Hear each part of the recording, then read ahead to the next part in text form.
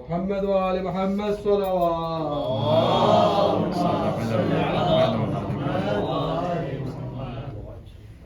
رحم الله من يقرأ الفاتحة. بسم الله.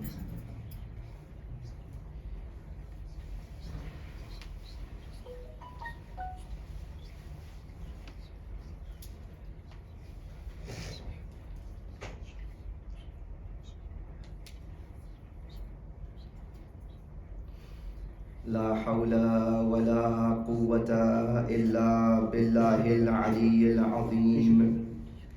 حسبنا الله ونعم الوكيل، نعم المولى ونعم النصير. أعوذ بالله السميع العليم من الشيطان اللعين الرجيم. بسم الله الرحمن الرحيم. الحمد لله رب العالمين.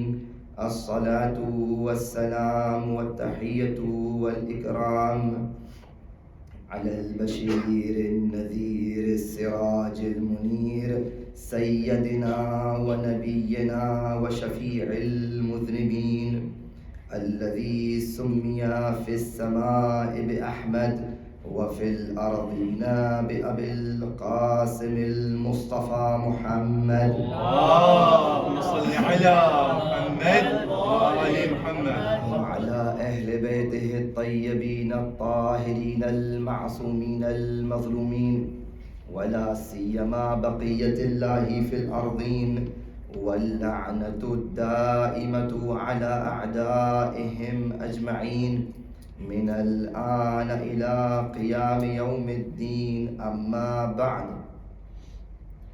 فقد قال الإمام الحسين عليه السلام: إني لم أخرج أشرا ولا بطرا ولا مفسدا ولا ظالما، وإنما خرجت لطلب الإصلاح في أمة جدي، أريد أن آمر بالمعروف وأنهى عن المنكر، وأسير بسيرة جدي وأبي علي بن أبي طالب. اللهم صل على محمد وآل محمد.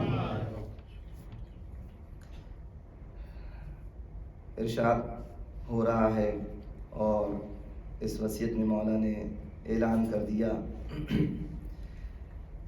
کہ ہم نہ غرور کی خاطر، نہ بدلے کی خاطر، نہ فساد برپا کرنے کی خاطر اور نہ ظلم کی خاطر ہم نکل رہے ہیں، بلکہ ہمارے اس قیام کا مقصد یہ ہے کہ امر بالمعروف اور نہی عن المنکر کریں،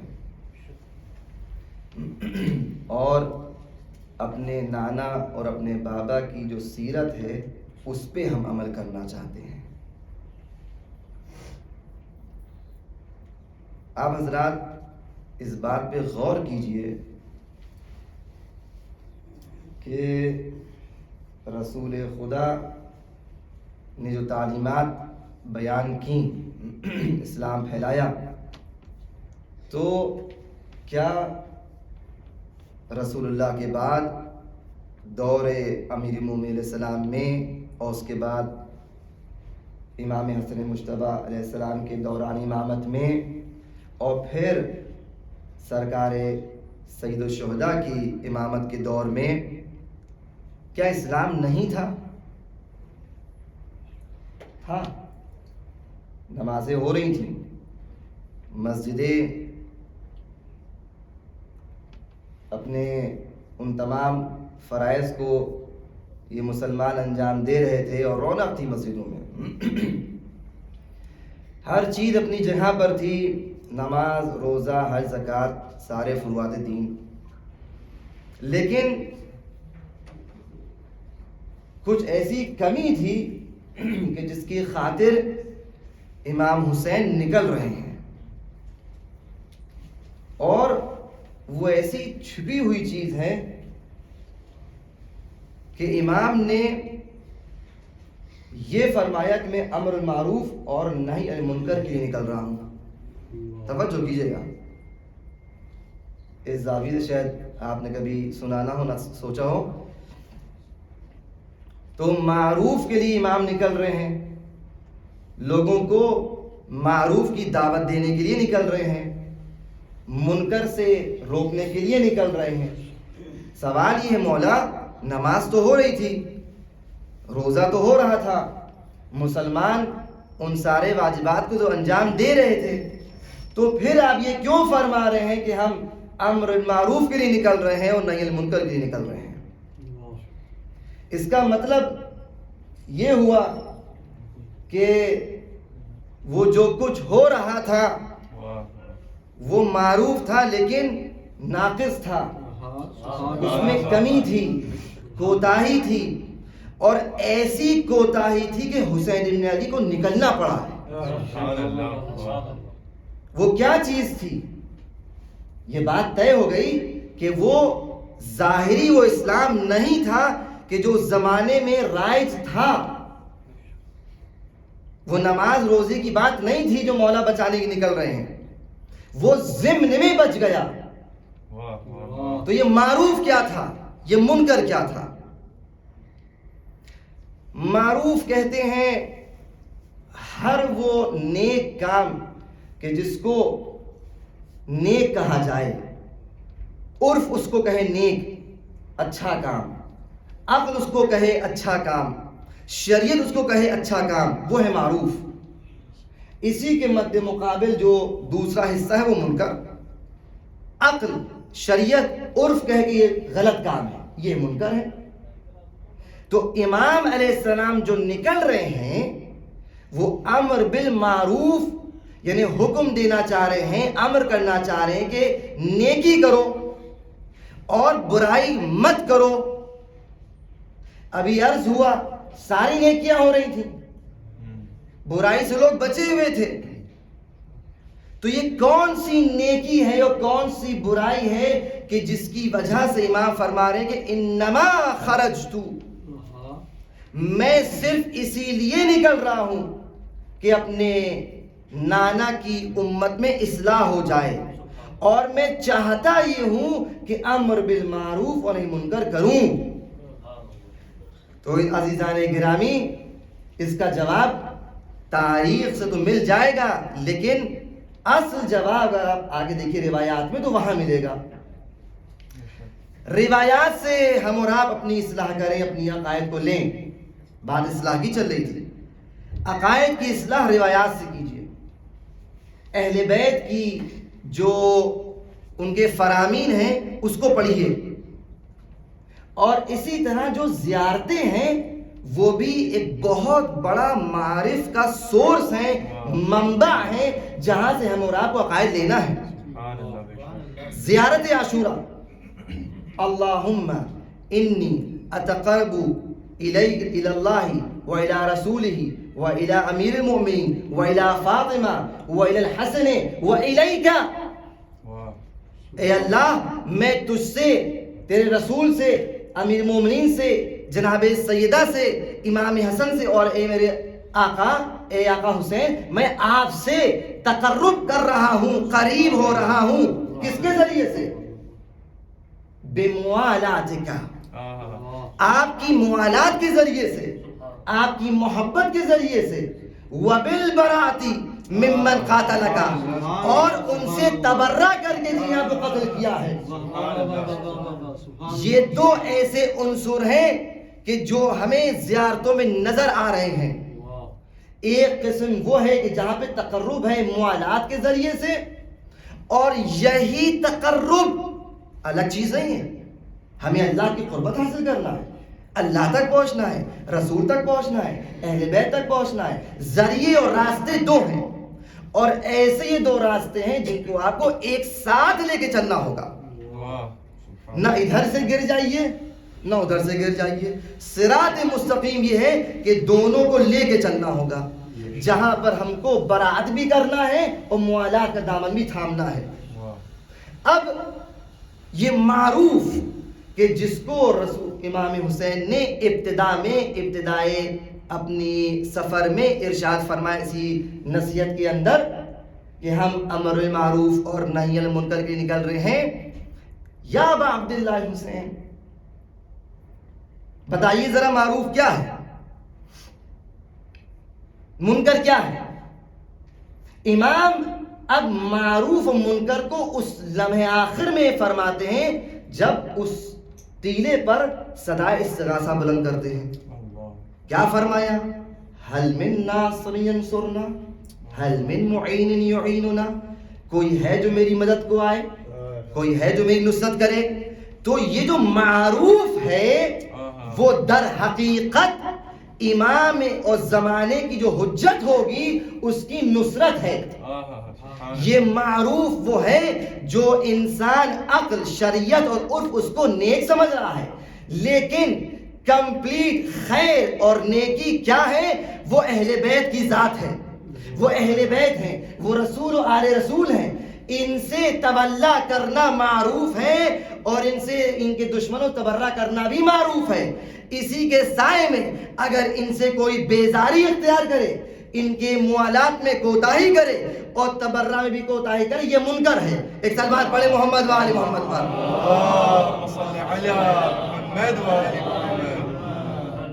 تو ہم جو معروف کے لیے نکل رہے ہیں اور منکر سے منع کرنے کے لیے نکل رہے ہیں، یہ معروف سے مراد یہی ولایت کے ساتھ اس براءت کا بھی پیغام ہے، اور منکر کیا ہے کہ ان دونوں چیزوں میں انسان کوتاہی کر بیٹھے، کیونکہ یہی وہ چیز ہے جو ہم دیکھ رہے ہیں کہ امام کے زمانے میں اس کی کمی تھی. امام نے اسی طرف دعوت دی ہے، ورنہ نمازیں تو ہو رہی تھیں، روزے رکھے جا رہے تھے. اعداء کی فوج میں بڑے بڑے نماز گزار تھے، نماز شب پڑھنے والے تھے، قاضی القضات تھے.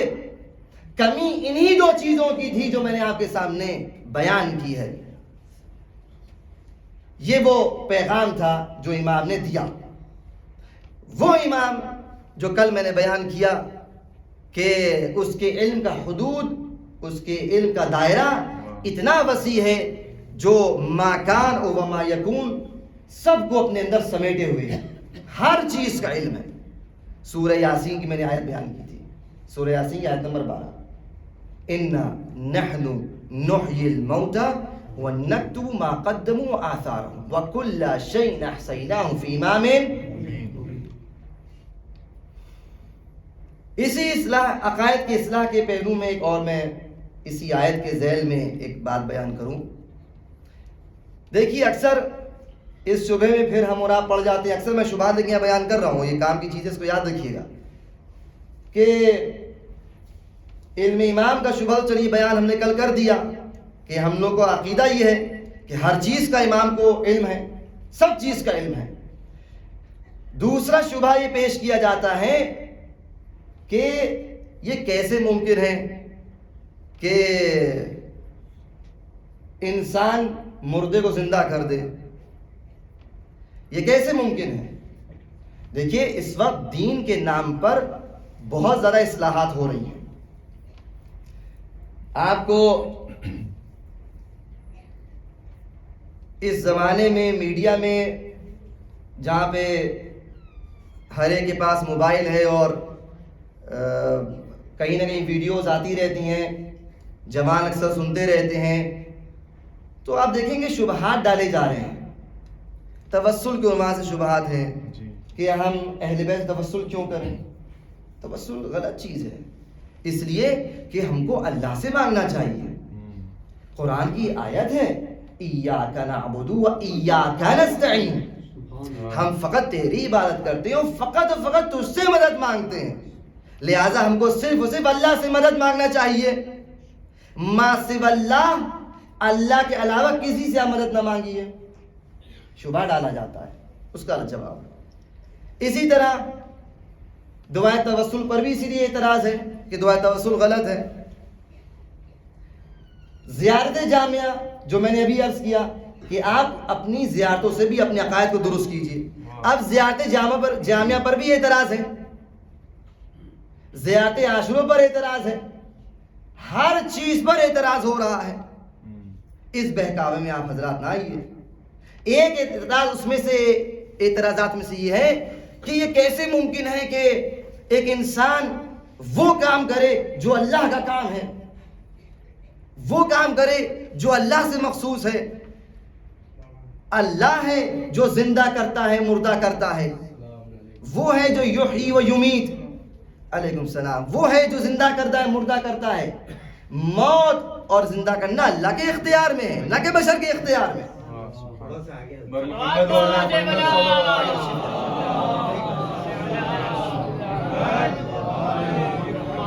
خاندان زہرا زہرا کونین ماتر حسنین بابا سے بلند سلوات۔ على محمد وعلى اس سے بہتر اللہ سے بات پڑی۔ صل على محمد وعلى محمد۔ تو یہ ایک شبہ ہے، آپ کے سامنے آیات پیش کی جائیں گی، لیکن میں عرض کر دوں کہ قرآن ایک ایسی کتاب ہے کہ جس کے اندر قوانین ہیں، اصول ہیں، اور قوانین ہمیشہ کلی ہوتے ہیں، اور کلی قوانین کو سمجھنے کے لیے ہی معلم کتاب بھیجا گیا ہے کہ دیکھو یہ کتاب ہے، اس کا یہ معلم ہے، جو یہ سمجھائے اتنا سمجھو، نہ زیادہ سمجھو نہ کم سمجھو۔ سبحان اللہ۔ اسی لیے ہم اور آپ دعائے شعبانیہ میں صلوات شعبانیہ وہ پڑھتے ہیں کہ اے اہل بیت، آپ وہ سفینہ ہیں کہ جس پر ہم اور ہم کو سوار ہونا ہے، اور اس سفینے سے، اس سفینہ نجات سے، اس کشتی نجات سے اگر آگے بڑھ گئے تو غرق ہو جائیں گے، اور اگر پیچھے رہ گئے تو غرق ہو جائیں گے۔ اگر ساحل پر پہنچنا ہے تو کشتی پر سوار ہونا پڑے گا، نہ آگے جانا ہے نہ پیچھے رہنا ہے، تب ہم کو ہدایت ملے گی۔ تو قرآن وہ کتاب ہے کہ جس میں اصول ہیں، کلیات ہیں، اور وہ کتاب کہ جس میں محکم بھی ہے متشابہ بھی ہے۔ محکم آیات جو ایک دم واضح ہیں، متشابہ آیات جس میں شبہ ہو سکتا ہے۔ اب جس کے دلوں میں نقص ہے، بیماری ہے، وہ شبہات کی طرف جاتے ہیں، اور جن کے دل اہل بیت کی محبت سے بھرے ہوئے ہیں وہ محکمات کو لیتے ہیں۔ سبحان اللہ، سبحان اللہ۔ وہ باتیں، وہ آیات جو اس بات کو بیان کر رہی ہیں کہ اللہ زندہ کرتا ہے، اللہ مردہ کرتا ہے، وہ صحیح ہے، لیکن اس کی ایک الگ مطالب ہیں۔ ایک میں اشارہ بیان کروں یہاں پر، دیکھیے، جو عیسائیوں نے غلطی کی وہ یہی کی کہ انہی نے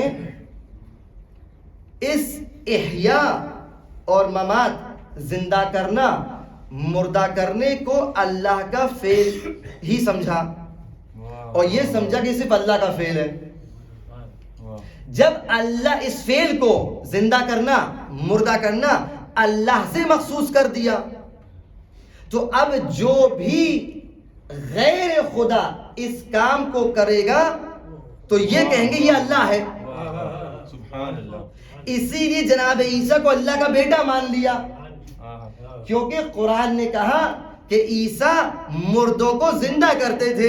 سبحان اللہ۔ ان کے ذہن میں یہ شبہ تھا کہ زندہ کرنا تو اللہ کا فعل ہے، یہ فعل خالق ہے، مخلوق نہیں ہے۔ اس وجہ سے انہی نے جب کسی مخلوق سے اس فعل خالق کو جو ان کے ذہن میں تھا دیکھا تو اس مخلوق کو خالق سمجھ بیٹھے۔ یہی غلطی نصیریوں نے بھی کر لی کہ جب دیکھا کہ مولا امیر المومنین مردوں کو زندہ کر رہے ہیں تو اس مخلوق کو، جو مخلوق خدا ہے، اس کو خالق سمجھ بیٹھے، ان کو خدا مان بیٹھے۔ امام فرما رہے ہیں کہ ہلک فی رجلان، دو گروہ مجھ علی کی نگاہ میں ہلاک ہو گئے۔ ایک کون؟ محب غال و مبغض قال، ایک وہ جو محبت میں غلو کر گیا، ایک وہ جو بغض میں اتنا مجھے گرا دیا کہ مجھے ان خلفاء تک لا کے کھڑا کر دیا۔ دونوں گروہ میری نگاہ میں ہلاک ہیں۔ ایک سلوات پڑھیں محمد والی محمد پر۔ تو یہ ایک شبہ ہے کہ جہاں یہ صفت پائی جائے کہ مردے کو زندہ کیا جا رہا ہے، یہ صفت صرف خالق کی نہیں ہے۔ جہاں مردہ کیا جا رہا ہے، یہ صفت خالق کی نہیں ہے۔ قرآن میں آپ پڑھتے ہیں کہ اللہ کہہ رہا ہے کہ ہم روحوں کو قبض کرتے ہیں، ہے یا نہیں؟ ہاں ہے۔ کہیں ارشاد ہو رہا ہے کہ ہمارے ملائکہ ارواح کو قبض کرنے جاتے ہیں، کہیں یہ کہا جا رہا ہے کہ جناب ملک الموت ارواح قبض کرنے جاتے ہیں۔ تو فعل ایک ہے لیکن اس کے جو معیار ہے اور اس کے جو وسائل ہیں وہ الگ الگ ہیں۔ جب چھوٹی موٹی ارواح ہوتی ہیں اس کی روح قبض کرنے کے لیے اس جناب ملک الموت کے نیچے کے جو ملک ہوتے ہیں وہ جاتے ہیں، یہ روایت میں ہے، وہ جاتے ہیں، وہ روح قبض کرتے ہیں۔ لیکن جب کوئی عظیم روح ہوتی ہے اس کی روح کے لیے خود جناب ملک الموت اسرائیل آتے ہیں، خود یہ اہتمام کے ساتھ روح قبض کرتے ہیں۔ اور جب بہت عظیم روح ہوتی ہے اس کے لیے خود اللہ روح قبض کرتا ہے۔ ایک جملہ کہوں، مصائب کی منزل ہے لیکن مصائب نہیں پڑھ رہا ہوں۔ روایت میں ملتا ہے کہ اصحاب حسین کی روح کس نے قبض کی؟ خود اللہ نے قبض کی ہے۔ یہ بہت بڑا مقام ہے، اللہ نے قبض کی ہے۔ یہ فعل احیاء اور ممات کا شبہ یہیں سے ہے، اور اس کا جواب یہی ہے کہ یہ فعل مخصوص نہیں ہے اللہ سے، بلکہ اللہ جس کو اذن دے دے وہ بھی یہ کام کر سکتا ہے۔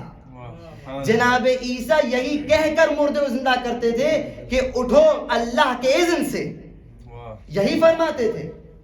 اب یہاں پر میں ایک روایت آپ کے سامنے پڑھوں گا اور اس روایت میں آپ اندازہ لگائیے گا کہ کس طرح امام نے، اس میں کئی نکات ہیں انشاءاللہ روایت پڑھ کر ہی آپ کو بیان کروں گا کہ کس انداز سے امام علیہ السلام نے اس کام کو انجام دیا ہے۔ اور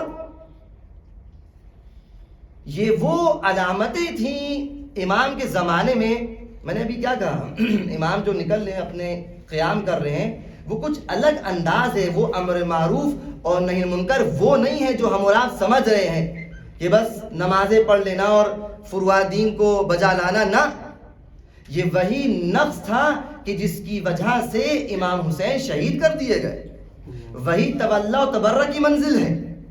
امام نے اس روایت میں دیکھیے کس طرح اپنے فضائل بیان کیے، مردے کو زندہ کیا اور کس طرح اس کو نشر کیا۔ اب ایک سلوات کو مجھے سہارا دے محمد والے محمد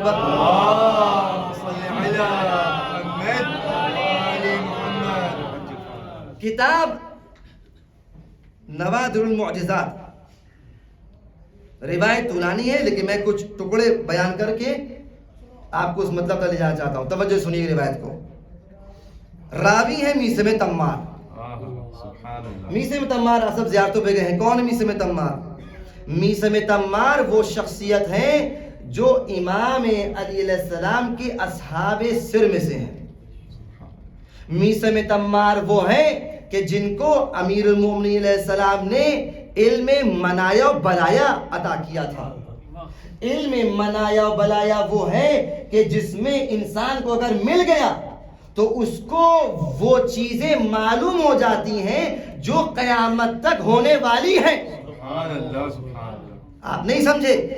وہ جو میں نے کل بیان کیا تھا کہ امام کے علم کے حدود یہ ہیں کہ ما کان و ما یکون کو علم رکھتے ہیں، وہ ایک مرتبہ تھا، وہ مرتبہ ایسا ہے کہ جس کو اذن مل جائے وہ حاصل ہو کر سکتا ہے۔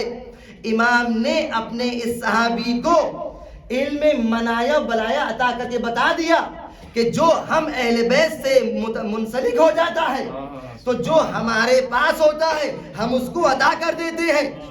سلمان و منا اہل بیت کا مطلب ہی یہی ہے کہ دیکھو سلمان مجھ سے ہے، اہل بیت سے مراد یہ ہے کہ جو ہم سے منسلک ہو گیا، ہم سے متصل ہو گیا، عروۃ الوثقیٰ سے مل گیا، اس نے اس کو تھام لیا، ہم اس کو اس طرح عطا کرتے ہیں کہ اس کو آج کی بھی خبر ہے، کل کی بھی خبر ہے، قیامت تک آنے والی خبریں ہیں۔ اے سلمان پڑھے محمد وآل محمد۔ میثم تمار وہ شخصیت ہے.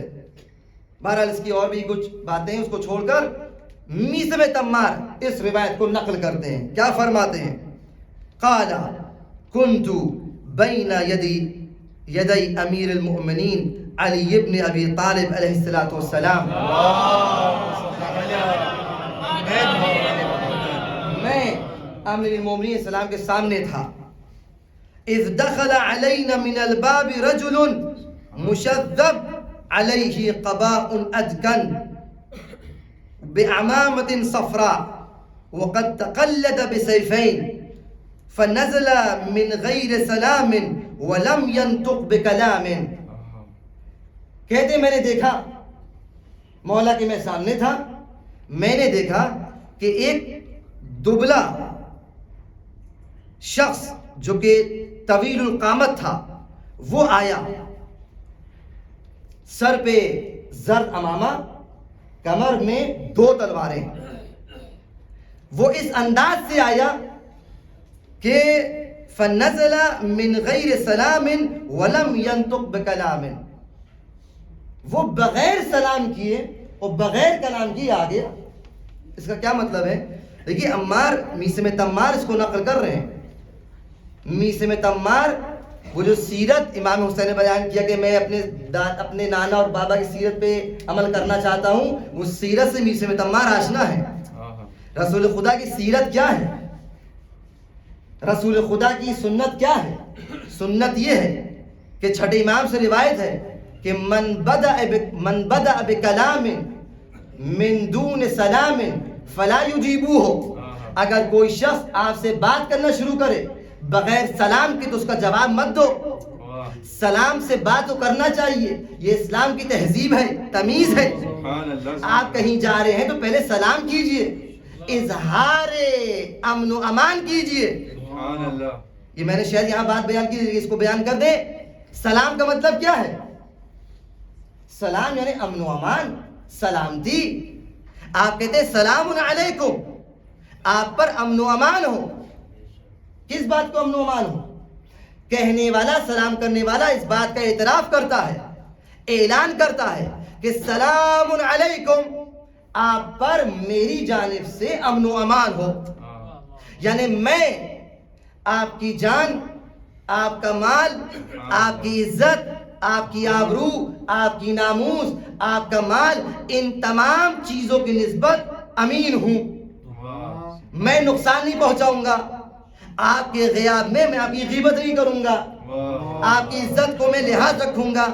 آپ کہیں چلے جائیں تو آپ کے گھر کا خیال رکھوں گا. آپ نہ ہو تو آپ کی ناموس کا خیال رکھوں گا.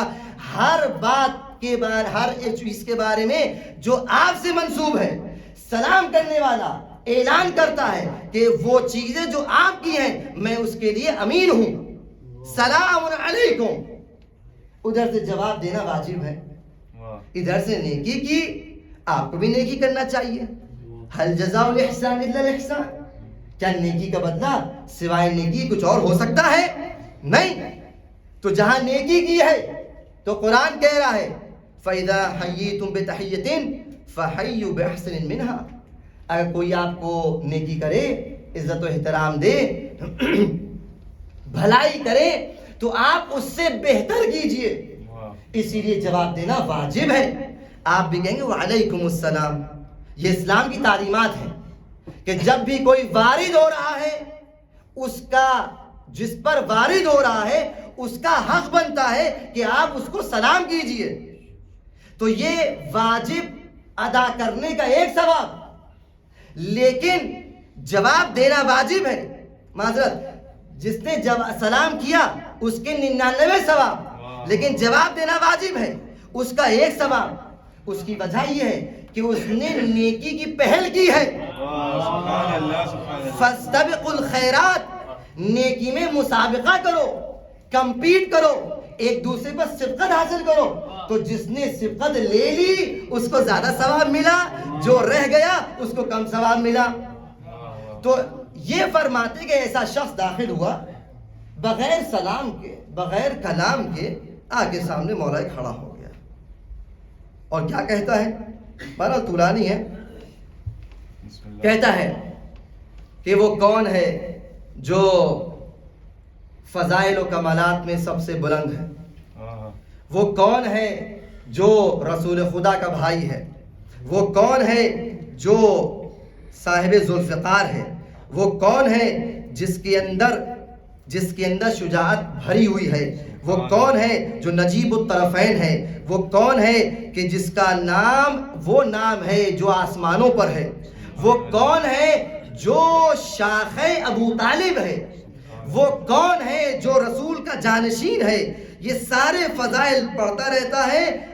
میثم تمار کہتے ہیں کہ امیر المومنین السلام سر جھکائے اس کو سن رہے ہیں. سبحان اللہ. یہ کیوں سن رہے ہیں؟ یہ شاید بتانا چاہ رہے ہو کہ جب ایک فضائل پڑھے جا رہے ہیں تو یہ فضائل پڑھنے کا موقع دے رہے مولا کہ جب فضیلت پڑھی جائے، فضائل پڑھے جائیں تو سننے والے سنیں، فضائل کو روکے نہ. یہ وہ دلیل ہے کہ جب تم مجلسیں برپا کرو تو جہاں مجلسیں ہو رہی ہوں وہاں تم فضائل بھی پڑھو اور اپنی تبلیغ بھی کرو. تبلیغ کے نام پر فضائل کو مت چھپاؤ. یہ غلط طریقہ ہے کہ فضیلت کے تبلیغ کے نام پر فضائل چھپائیں. اصلاحی تبلیغ ضرور ہو لیکن تبلیغ کیا بہترین مصداق فضائل اہل بیت کا نشر کرنا ہے. اس لیے کہ غدیر خم میں اعلان ہی یہی ہوا تھا کہ بلغ کیا بلغ کہ من کنت مولاہ فہذا علی مولا. صلوات پڑھیں محمد علی.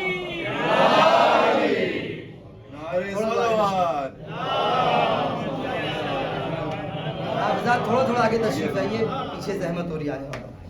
یہ صلوات پڑھتے رہو.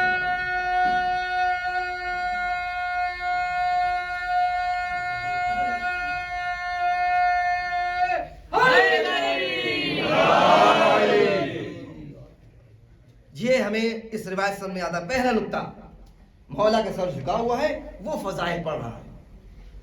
یہ ہم نے کیا کہا کہ یہ سب چیزیں سوچنے کی، غور کرنے کی، ایک مزاج بنا ہوا ہے. ہر جگہ ہے، یہاں بھی ہے کہ فضائل نہ پڑھیے آپ. رسول امام حسین اصلاح امت کے لیے نکلے ہیں، اصلاح کے لیے نکلے ہیں، لہذا اصلاحی تبلیغ ہو، اصلاحی مجلس ہو. اصلاح آپ سے زیادہ مولا کو پتا ہے اصلاح کیا ہوتی ہے. جو اصلاح کے لیے نکل رہا ہے، میں نے ابھی عرض کیا امر بالمعروف اور نہی منکر نکل رہا ہے تو معروف کا مطلب صرف یہ نہیں کہ آپ تبلیغ کے نام پر وہی باتیں بیان کری جو ضروری ہیں. میں منع نہیں کر رہا ہوں، ضروری ہیں، واقعی ضروری ہیں، معاشرے کی یہ ضرورت ہے. لیکن پھر وہی تبرک والی بات آ گئی، خرچے والی بات آ گئی. ایک نیکی کی طرف دعوت دے رہے ہیں، دوسری نیکی کو آپ روک رہے ہیں. یہ غلط چیز ہے. آپ دونوں چیزوں کو پروموٹ کیجئے. دونوں نے کیا ہے، ادھر بھی آپ آگے بڑھیے، ادھر سے بھی آپ آگے بڑھیے. اصلاح بھی ہو، فضائل بھی ہو. یہ تصور اور یہ تبلیغ کا سلسلہ مناسب نہیں ہے کہ آپ نے فضائل کم کر دیے. اللہ کل حال فضائل پڑھے جا رہے ہیں، امام کا سر جھکا ہوا ہے اور سن رہے ہیں. علی کے سامنے علی کے فضائل دوسرا پڑھ رہا ہے. جب فضائل پڑھ چکا تو قال ابو جعفر میثم تمار، تو ابو جعفر میثم تمار نے کہا فقال امیر المؤمنین انا یا سعید بن فضل بن ربیع بن مدرکہ بن صلد بن اشعث بن ابی سمسمہ بن عقیل بن فراولہ، اور پورا نسب گنا دیا. کہا کہ میں وہ ہوں اے سعید بن فضل جو تم فضائل بیان کر کے پوچھ رہے کون ہے یہ فضیلت والا، یہ میں ہوں. یہ بتا دیا کہ دیکھو جو میں کہہ رہا ہوں میں ہوں، میں تمہارے نسب اور شجرے سے واقف ہوں. یہ پہلی علامت اس کو بیان کر دی کہ پورا شجرہ بیان کیا کہ میں ہوں.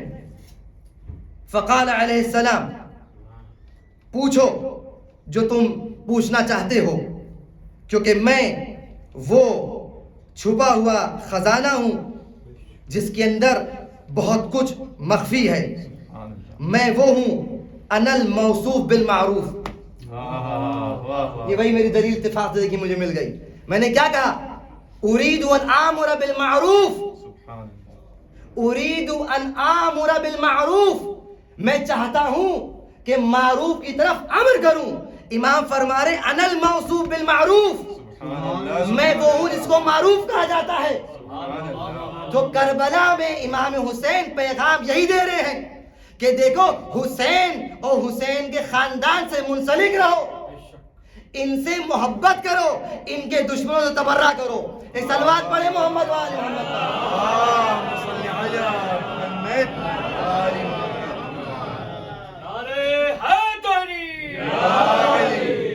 انا الموصوف بالمعروف، میں وہ ہوں کہ جس کو معروف کہا جاتا ہے. پھر امام نے اپنی کچھ باتیں بیان کی اور میں اس کو تھوڑا اسکپ کرتے ہوئے آگے بڑھ رہا ہوں. اعرابی نے کہا، اس دیہاتی نے کہا جس کے چہرے پہ گرد و غبار تھی، سر پہ زرد امامہ تھا، وہ کہتا ہے کہ بلغنا عنک انک تحیی الموتى وتمیت الاحیاء وتفقر وتغنی وتقضی فی الارض. میں نے سنا یہ ہے، ہم تک خبر یہ پہنچی ہے. یہ کہاں کا رہنے والا تھا؟ یہ یمن سے آیا تھا، یمن کے کسی قبیلے سے آیا تھا. کہتا ہے کہ ہمیں یہ خبر پہنچی ہے کہ آپ مردوں کو زندہ کرتے ہیں اور زندوں کو مردہ بھی کرتے ہیں. یعنی دو طرفہ کام ہو رہا ہے، زندوں کو مردہ کر رہے ہیں اور مردوں کو زندہ کر رہے ہیں. یہ مجھ تک خبر پہنچی ہے.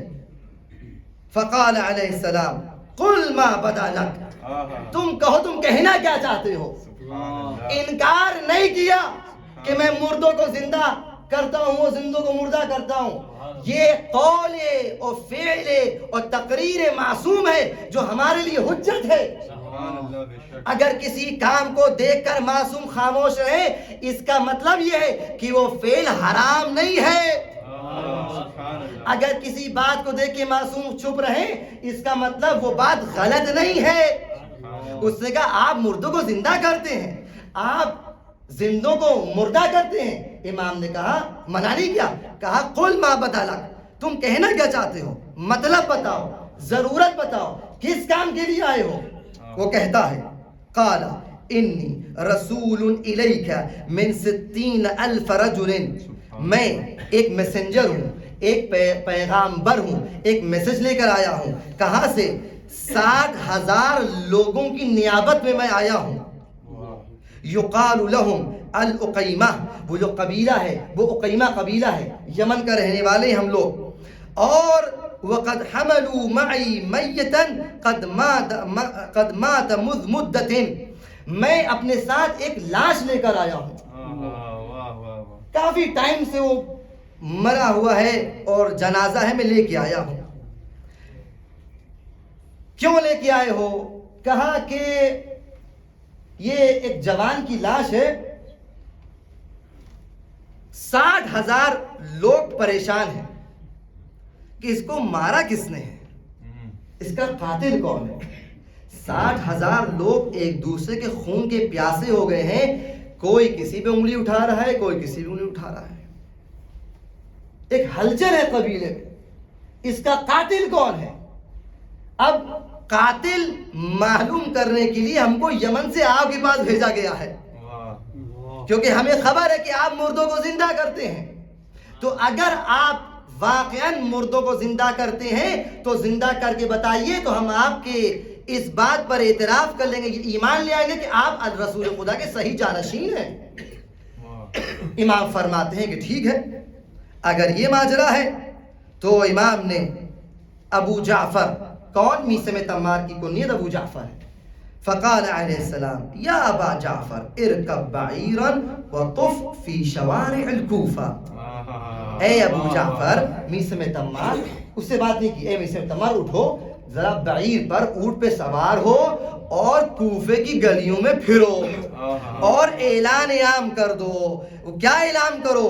کیا اعلان کرو؟ نادی، اعلان کرو، ندا دو، پکارو. من اراد ان ينظر الى ما اعطى الله عليا اخا رسول الله وبعل فاطمة الزهراء من الفضل وما اودعه رسول الله من العلم فليخرج الى النجف غدا. اے میثم تمار، گلی میں گھومو، کوفے میں اعلان کرو کہ جو یہ چاہتا ہے کہ دیکھے کہ اللہ نے علی کو جو رسول کا بھائی ہے، فاطمہ زہرا کا شوہر ہے، اس دیکھنا چاہتا ہے کہ علی کو اللہ نے کیا عطا کیا ہے، وہ کل نجف اشرف آ جائے، وہ نجف باہر نکل آئے۔ نجف کیا تھا اس زمانے میں؟ نجف کچھ نہیں تھا، نجف آباد نہیں تھا، ایک صحرا تھا، آؤٹسکرٹ تھا، باہر کا ایریا تھا، مرکز کوفہ تھا۔ اب روایت کہتی ہے کہ امام نے جب یہ کہا تو میثم تمار سوار ہوئے، آقا کا حکم تھا، فوراً کوفے کی گلیوں میں اعلان عام کیا۔ لوگوں نے بڑے غور سنا، تشویش ہوئی، عجیب یہ کون سا اعلان ہے؟ دیکھیے جب ایک اعلان ایسا ہو کہ جس میں لوگ کبھی کبھار سنتے ہوں تو اس میں بہت زیادہ اہمیت ہو جاتی ہے۔ اب جب یہ سنا کہ امام نے فرمایا ہے کہ اگر کوئی یہ دیکھنا چاہتا ہے کہ اللہ نے علی کو کیا عطا کیا وہ کل نجف آ جائے، تو سب تیار۔ روایت کہتی ہے، میثم تمار کہتے ہیں کہ مولا نے مجھ کو یہ حکم دیا کہ اس اعرابی کو لو، اس شخص کو لو اور اب اس کی میزبانی کرو۔ میں نے میزبانی کی، رات اس نے میرے ساتھ گزاری، ہمارے اہل و عیال نے اس کی خدمت کی، اور اس کے بعد صبح نمودار ہوئی۔ فلما صلی امیر المومنین علیہ السلام صلاۃ الفجر خرج وخرجت معه، جب امام نے صلاۃ فجر پڑھ لی، نماز کو پڑھ لی تو میں نکلا، امام کے ساتھ نکلا۔ وَلَمْ يَبْقَى فِي الْكُوفَةِ بِرٌّ وَلَا فَاجِرٌ إِلَّا وَقَدْ خَرَجَ إِلَى النَّجَفِ، نجف میں کوئی ایسا نیک اور فاجر نہیں تھا۔ اب دیکھیں میثم تمار کہہ سکتے تھے کہ ہر شخص نکلا، لیکن یہ میثم تمار ہیں، زبان اسی لیے کاٹی گئی تھی کہ فضائل اہل بیت بتاتے تھے۔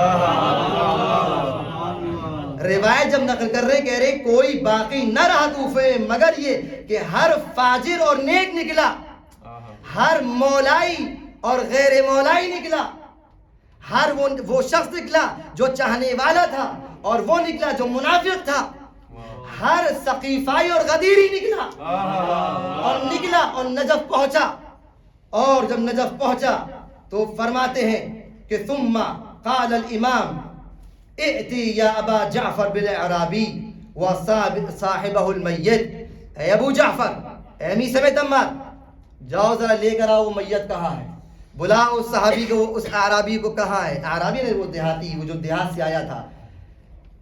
میثم تمار کہتے ہیں کہ میں ان دونوں کو لے کے آیا نجف اشرف میری زبان سے نکل رہا ہے، میں نجف لے کر آیا۔ دیکھیے نجف اشرف مولا کے دفن ہونے کے بعد بنا ہے، ورنہ یہ پہلے روایات میں اس کو نجف کہا گیا ہے۔ نجف کا روایت میں دوسرا نام ظہر الکوفہ بھی آیا ہے۔ ظہر یعنی پیٹھ، پشت کوفہ۔ تو مولا کے دفن ہونے کے بعد یہ نجف اشرف بن گیا۔ تو روایت میں کہ جب امام میثم تمار نے فرمایا کہ جب مولا نے ہم کو حکم دیا تو میں اس اعرابی اور اس لاش کو لے کر نجف پہنچا۔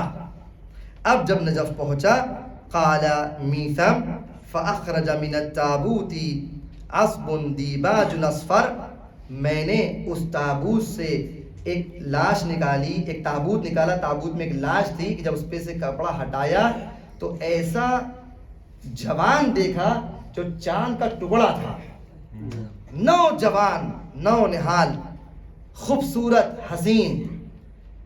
اور امام نے جب اس کو دیکھا تو فرمایا کہ یہ بتاؤ کہ یہ کب سے مردہ ہے؟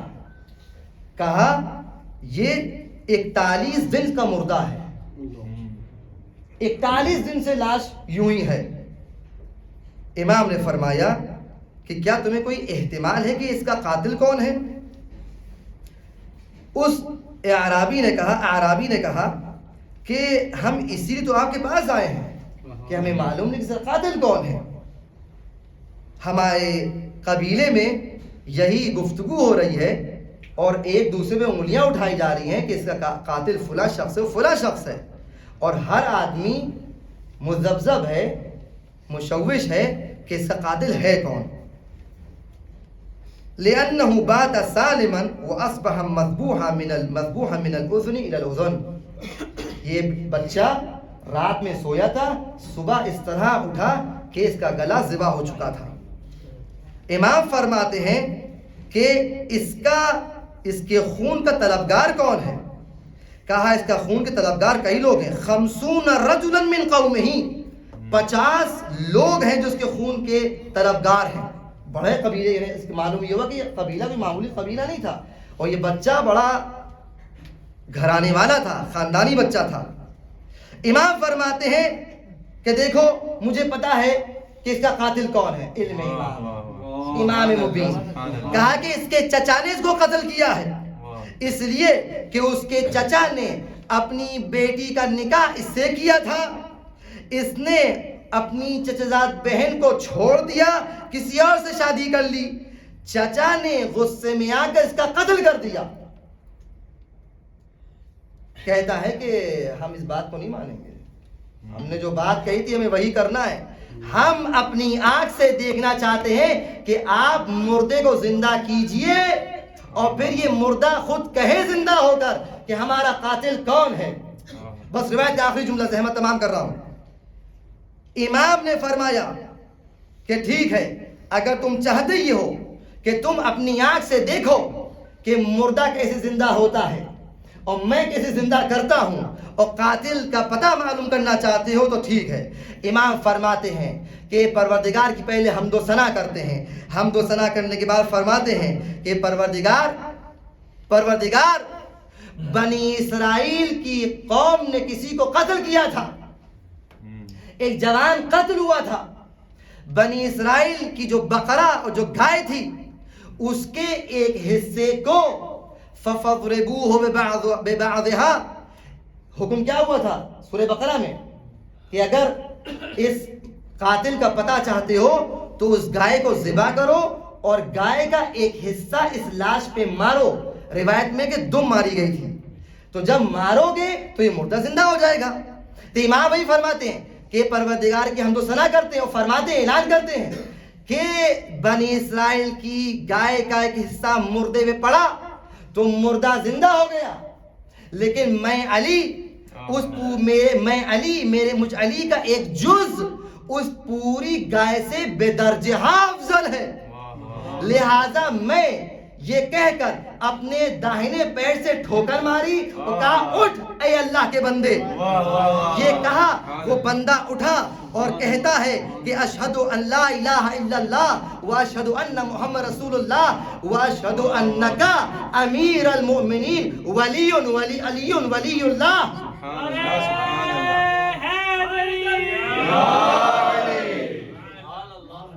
بہرحال وقت گنجائش آگے کی تفصیل ہے. وہ یہ کہہ کے اٹھا اور اس نے پوری داستان نقل کی. داستان تو نقل ہو گئی. امام فرماتے ہیں کہ غلام تو اب زندہ ہو گیا ہے، جا تو اپنے قبیلے واپس چلا جا. سبحان اللہ. اب دیکھیے اہل بیت جب زندگی دیتے ہیں تو واپس نہیں لیتے ہیں. چاہتے تو یہ کر سکتے تھے کہ مقصد پورا ہو گیا تھا، زندہ کر دیا، قاتل کا پتہ معلوم ہو گیا، پھر سے مر جاتا، لیکن نہیں. یہ وہ گھرانہ ہے کہ جب دے دیتا ہے تو واپس نہیں لیتا. زندگی اگر دے دے تو دوبارہ چھینتا نہیں ہے. بس یہی میں سمجھانا چاہ رہا ہوں کہ جو در اہل بیت پہ آ جائے، صحیح عقائد کے ساتھ آ جائے، اپنے آپ کو اہل بیت کے لیے وقف کر دے تو ایسی حیات ملے گی جو حیات طیبہ ہوگی، ایسی زندگی ملے گی کہ کبھی موت نہیں ملے گی. یہ صلوات پڑھے محمد و آل محمد.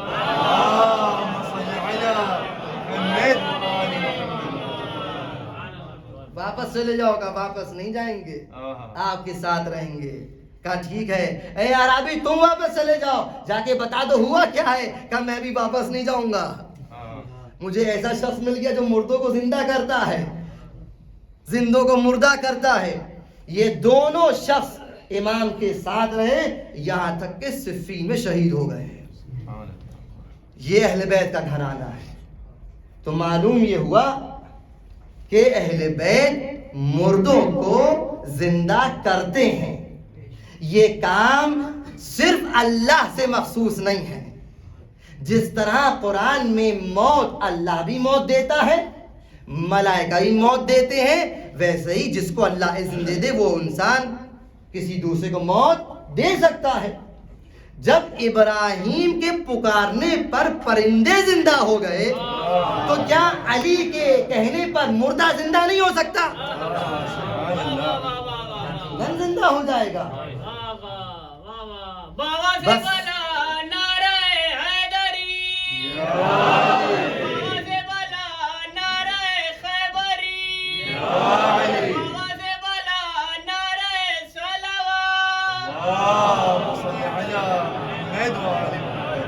سلامت رکھے۔ یہ ہمارا عقیدہ ہے۔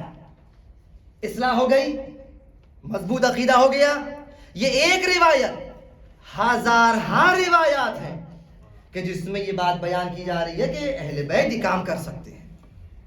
تو حسین ابن علی جو نکل رہے ہیں امر بالمعروف و نہی المنکر کے لیے نکل رہے ہیں۔ معروف کون؟ انا الموصوف بالمعروف، ہم معروف ہیں، ہم معروف ہیں۔ یہ اہل بیت امام حسین اپنی طرف دعوت دینے کے نکل رہے ہیں۔ یہ امام حسین کا پیغام للہ، خدا را اپنے عقائد کو اتنی آسانی سے بیچ مت دیجیے گا۔ زمانہ پرآشوب ہے، دشمن آپ کی جانوں کے پیچھے نہیں پڑا ہے۔ غور سنیے کہ بہت اہم بات کہنے جا رہا ہوں۔ دشمن کو ہماری اور آپ کی فکر نہیں ہے، ہم جس سے جڑے ہوئے ہیں اس کی فکر ہے۔ دشمن کو آپ سے خوف ہے لیکن آپ سے بے ذاتہ خوف نہیں ہے، بلکہ جس سے ہم منسلک ہیں اس سے خوف ہے۔ اس لیے وہ چاہتا یہ ہے کہ دین میں اور عقائد کی باتوں میں رکھنا پیدا کر دے، اور اس طریقے سے آپ کو ضعیف کرنا چاہتا ہے۔ حسین جو اپنی نانا کی امت کی اصلاح کے لیے نکل رہے ہیں، تو اصلاح ہوا میں نہیں ہوگی، اصلاح افراد کی ہوگی۔ گرچہ دشمن کو خوف ان سے ہے لیکن وسیلہ آپ کو بنائے گا۔ مضبوطی ادھر ہے لیکن دکھانا آپ کو ہوگی۔ دین ادھر ہے، متدین آپ کو بننا ہوگا۔ الہی وہ لوگ ہیں، للہیت آپ کو دکھانا ہوگی۔ اس عنوان سے اس فرشزہ پہ آئیے، عقائد کو درست کیجئے۔ امام حسین اس کارواں کو لے کے جو نکلے ہیں، ہر طرف اسی بات کو پھیلا رہے ہیں، بتا رہے ہیں کہ ہم یہ اصلاح کرنا چاہتے ہیں۔ وہ نمازیں کہ جس میں اہل بیت کی ولایت نہ ہو، وہ باتیں کہ جو ولایت کے ساتھ، اہل بیت کی دوستی کے ساتھ اہل بیت کے دشمن سے دوری نہ اختیار کریں، وہ کس کام کی ہیں؟ امام حسین اسی پیغام کو پہنچاتے ہوئے کربلا پہنچے۔ وہ کربلا جو آئینہ دستگاہ ہے، وہ کربلا جو حسین کے مقصد کو پہنچا رہی ہے۔ آج جو مخصوص رات ہے وہ کس سے منسوب ہے؟ جناب اونو، ہم لوگ جو بیٹھے ہیں آج اس کو پرسہ دینا ہے جو عقیلہ بنی ہاشم ہے۔ ایسی خاتون کہ جس کو حسین سے بے حد محبت تھی، بے پناہ محبت، ایسی محبت کہ جب نکاح ہوا ہے جناب زینب کا عبداللہ بن جعفر طیار کے ساتھ، تو امام علیہ السلام نے ایک شرط رکھی تھی، آپ نے سنا ہوگا۔ وہ شرط کیا تھی کہ اے عبداللہ، شرط یہ ہے کہ دیکھو زینب کو حسین سے بہت محبت ہے. میری بیٹی زینب حسین سے ایک دن کی جدائی برداشت نہیں کرتی. نکاح کی شرط یہ ہے کہ اگر حسین سفر پہ جائیں گے تو زینب ساتھ ساتھ جائے گی. شرط منظور ہے؟ کہاں منظور ہے. نکاح ہو گیا، سالوں سال گزر گئے، اون محمد دنیا میں آ گئے، بڑے ہو گئے، اور کاروان حسینی تیار ہے. اب مدینے سے کاروان نکل رہا ہے. جناب زینب عبداللہ کے پاس گئی. دیکھیے حقوق کی رعایت ہے. زوجہ بغیر اپنے شوہر کے اذن سے گھر سے باہر نہیں نکل سکتی. اے عبداللہ، تم کو معلوم ہے حسین عازم سفر ہے؟ ہاں آقا زادی مجھے معلوم ہے، آقا حسین سفر میں نکل رہے. اے عبداللہ، میں تم سے کچھ کہوں گی نہیں، لیکن دبے الفاظ میں اتنا بتا رہی ہوں کہ دیکھو حسین اگر چلے گئے اور میں رہ گئی تو میں آپ کی خدمت ضرور کروں گی، لیکن زندہ نہیں رہوں گی. عبداللہ سمجھ گئے. کہا اے بی بی میری اجازت ہے، آپ جائیے، شوق سے جائیے، ضرور جائیے، میں نہیں روکوں گا. مجھے پتا ہے حسین کس مقصد کے لیے نکل رہے ہیں، لیکن جب جا رہی ہیں اور میں نہیں جا سکتا کسی وجوہات کی بنا پر جو علماء نے نقل کی، میں دو چیزیں آپ کو دے رہا ہوں. ان دونوں امانتوں کو جب ضرورت پڑے تو ہماری طرف سے قربان کر دینا. کیا ہے؟ کہا یہ اون ہے اور یہ محمد ہے. خوش ہو گئی کہ ہاں میرا بھی یہی ارادہ تھا. کاروان آگے بڑھا، کربلا آ گئی، شام غریبہ، شب عاشور. دیکھیے شب عاشور کا منظر آپ نے سنا ہے کہ خیام حسینی میں عبادت کی آوازیں بلند تھیں، اور عبادت اس انداز سے ہو رہی تھی کہ کوئی قرآن پڑھ رہا ہے، کوئی نمازیں پڑھ رہا ہے، کوئی ذکر الہی میں مشغول ہے. لیکن ماؤں کا عالم یہ ہے کہ مائیں اپنے گودی کے بالوں کو در سے شجاعت دے رہی ہیں. لیلا ہے جو اپنے خیمے میں علی اکبر کو اپنی آغوش میں لیے شجاعت کا درس دے رہی ہے. ام فروا ہے قاسم کے سر کو اپنے زانوں پہ اپنے آغوش میں رکھے سمجھا رہی ہے کہ بیٹا قاسم تمہیں پتہ ہے نا کل کون سا دن ہے؟ کل کون سا دن ہے؟ ہاں ماں مجھے پتا ہے.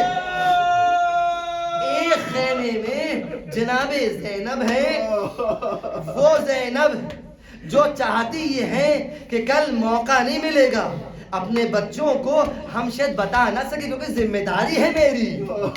میں بیویوں کو سنبھالوں گی، لوگ شہید ہوں گے، اصحاب و انصار شہید ہوں گے تو ان کی بیوہ کو کون سنبھالے گا؟ یہ میری ذمہ داری ہوگی. میں اپنے بچوں کو شاید نہ دیکھ پاؤں، لہذا اس فرصت سے موقع کا اس فائدہ اٹھا رہی ہیں. اے اون محمد تمہیں پتا ہے کل قربانی کا دن ہے نا؟ کل سب اپنی جانوں کو آقا حسین پہ قربان کریں گے. دیکھو اون محمد تم دونوں کوئی معمولی بچے نہیں ہو. تمہاری رگوں میں علی کا خون ہے، تمہاری رگوں میں جعفر طیار شیر خدا علی مرتضیٰ کا خون ہے. یہ اس کا اثر یہ ہے کہ دیکھو تمہیں شجاعت کے جوہر دکھانا ہے. دیکھو بیٹا ایسا نہ ہو کہ کل تم یہ دیکھو کہ علی اکبر شہید ہو گئے اور تم زندہ رہو. ایسا نہ ہونے پائے. دیکھو بیٹا ایسا نہ ہو کہ تمہارا بھائی قاسم شہید ہو جائے، تمہارے ماموں حسن کی نشانی ہے، وہ شہید ہو جائے اور تم زندہ رہو. مجھے شرمندگی ہو جائے گی. میں اپنے بھیا حسین کو کیا منہ دکھاؤں گی؟ میرے لال محمد دیکھو تم لوگ بہت شجاع ہو. جب تم جنگ کرنے جاؤ گے تو جنگ کرتے کرتے میں ماں ہوں، مجھے پتا ہے تمہیں کتنی شجاعت ہے، مجھے معلوم ہے، یقین ہے کہ تم جنگ کرتے کرتے فرات تک پہنچ جاؤ گے، لیکن خبردار فرات تک اگر پہنچنا تو پانی نہ پینا۔ خیام میں ننھے ننھے بچے ہیں جو پیاسے ہیں، سکینہ پیاسی ہوگی، علی اصغر پیاسا ہوگا، خبردار ایسا کام نہ کرنا کہ میرا سر شرم سے جھک جائے۔ بچوں کو پوری رات نصیحت کی، صبح نمودار ہو گئی، اصحاب انصار شہید ہو چکے، بنی ہاشم کی باری آ گئی، سب لڑنے کے لیے تیار ہیں، سب چاہتے کہ میں پہلے شہید ہو جاؤں۔ یہ دونوں بچے ہیں، اپنے ماموں کے پاس آتے ہیں کہ ماموں جان مجھے اذن جہاد دے دیجئے۔ امام حسین نے منع کر دیا، کئی بار آئے امام نے منع کر دیا۔ جناب زینب نے فضہ سے پوچھا، فضہ ذرا معلوم کرو میرے یہ نونہال کہاں ہے؟ فضہ نے خبر دی، آقا اے میری شہزادی دونوں زندہ ہیں، سلامت ہیں۔ کہا دونوں زندہ ہیں، سلامت ہیں؟ یہ کیا کہہ رہی ہو؟ ذرا بلا کے لے کر آؤ۔ بلایا، جی مادر گرامی کیا بات ہے؟ کہا یہ کیا میں دیکھ رہی ہوں، تم دونوں ابھی تک زندہ ہو، میں نے کل رات میں کیا بیان کیا تھا، کیا نصیحت کی تھی؟ کہا ماں اے میری مادر گرامی میں ماموں جان سے بار بار اذن جہاد مانگ رہا ہوں، ہم مانگ رہے، کوتاہی نہیں کر رہے، لیکن ماموں اذن جہاد دیتے ہی نہیں ہیں۔ کہا اچھا یہ بات ہے؟ کہا ہاں۔ کہا جا کے ماموں کو بلا کے لے کر آؤ۔ امام حسین کو جب خبر ہوئی کہ بہن زینب نے بلایا ہے، بچے بلانے کے لیے آئے ہیں، سمجھ گئے، پہنچے در خیمہ پر، اے بہن زینب کیا بات ہے؟ کہا بھیا یہ میرے بچے آپ سے کچھ مانگ رہے ہیں، ہاں جی ماموں سے کچھ مانگ رہے ہیں اور ماموں ان کو دے نہیں رہے ہیں۔ کہا بہن زینب یہ مجھ سے ایسی چیز مانگ رہے ہیں کہ میں کیسے دے دوں؟ کہا اے بھیا آپ کو ماں زہرا کا واسطہ ان کو استجہاد دے دیجئے۔ امام حسین نے ماں کا نام سنا، کہا ٹھیک ہے بہن زینب ہم استجہاد دیتے ہیں۔ ارباب مقاتل رکھتے ہیں کہ ایک بھائی کو امام حسین نے سوار کیا، دوسرے بھائی کو ابو الفضل عباس نے سوار کیا، دونوں بھائی سوار ہوئے، شہادت کی منزل نزدیک آئی اور دونوں بھائیوں نے ایک دوسرے سے مظلومانہ اور طفلانہ انداز میں کہا کہ اے بھیا دیکھو تم میسرہ پہ حملہ کرنا، میں میمنہ پہ حملہ کروں گا، ہم دونوں حملہ کرتے ہوئے آگے بڑھیں گے اور قلب لشکر میں ملیں گے اور عمر سعد کو مار ڈالیں گے۔ آپ انداز دیکھیے یہ شجاعت کا عالم ہے کہ اتنا بھروسہ ہے کہ میں میمنہ دیکھ رہا ہوں، تم میسرہ دیکھنا، قلب تک پہنچ جائیں گے۔ اجرکم علی اللہ، دونوں نے بات چیت کی، یہ پلاننگ کی، یہ تیاری کی، اپنا ایک نقشہ بنایا اور اسی انداز سے کبھی میمنہ پہ حملہ کیا، کبھی میسرہ پہ حملہ کیا۔ امام حسین ہے، جنگ دیکھ رہے ہیں، شاباش میرے لال جنگ کرو۔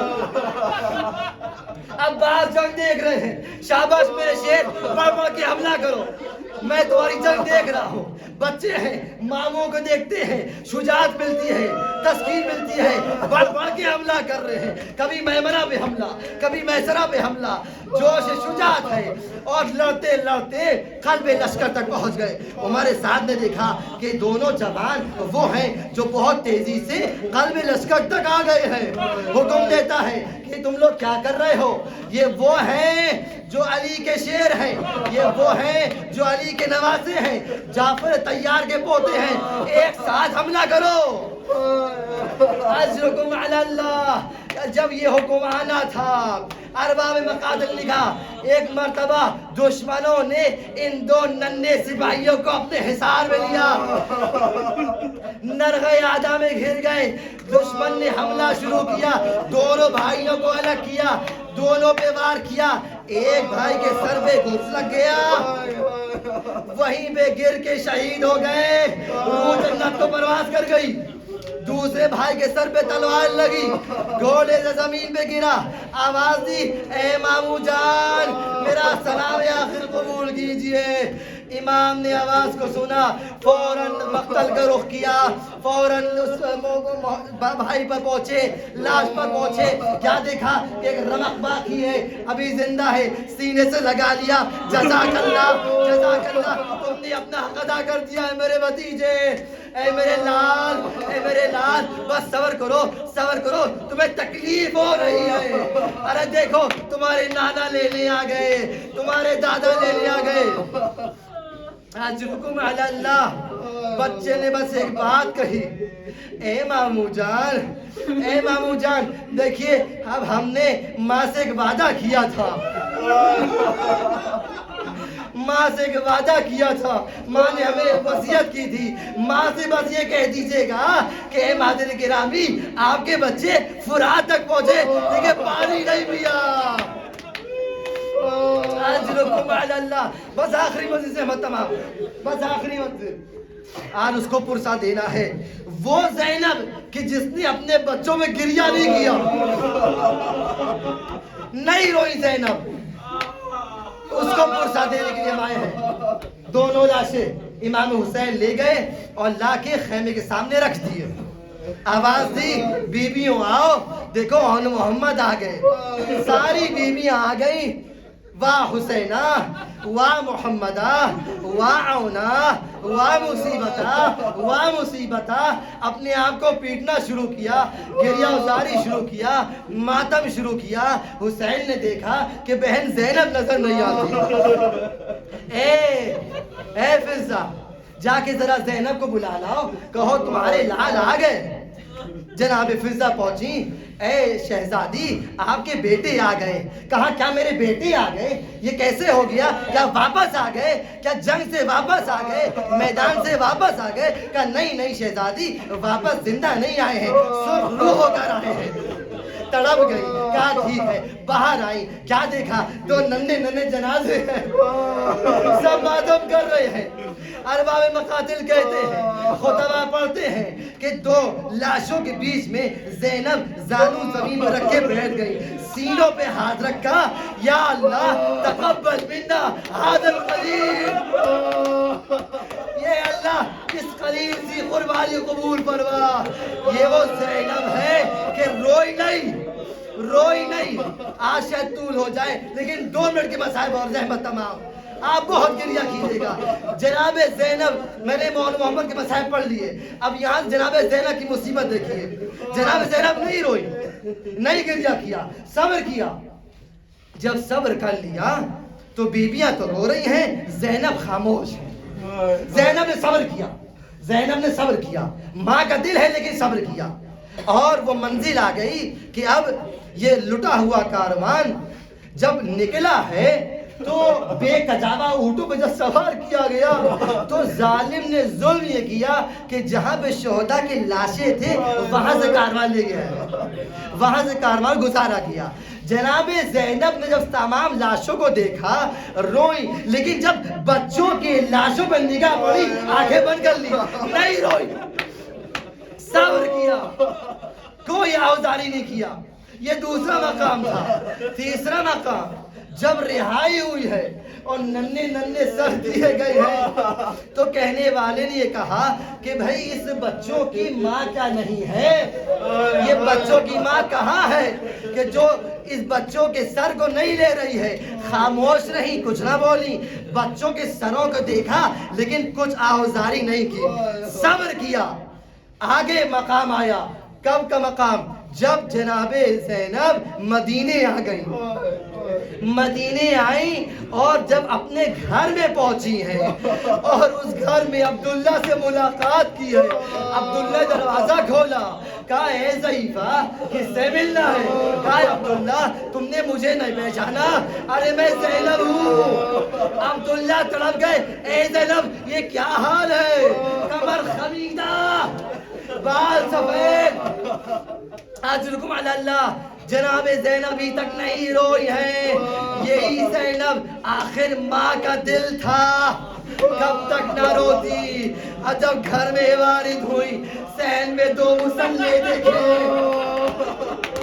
ان مسلوں کو دیکھا، طے کیا، سینے سے لگایا، آنکھوں سے آنسو جاری، حجرے میں گئی، 2 ننھے بستر دیکھے، ایک مرتبہ پکار کی، اے مولا محمد، اے میرے لال، میں تم پر نہ رو سکی، یا اللہ میرے لیے زندگی تاریخ ہے، میں اپنے بچوں کے بنا کیسے رہوں گی؟ واہ محمدہ واہ عونا، الا لعنت اللہ القوم الظالمین، وسيعلم الذين ظلموا أي منقلب ينقلبون. مات بحسين. يا حسين يا حسين يا حسين يا حسين.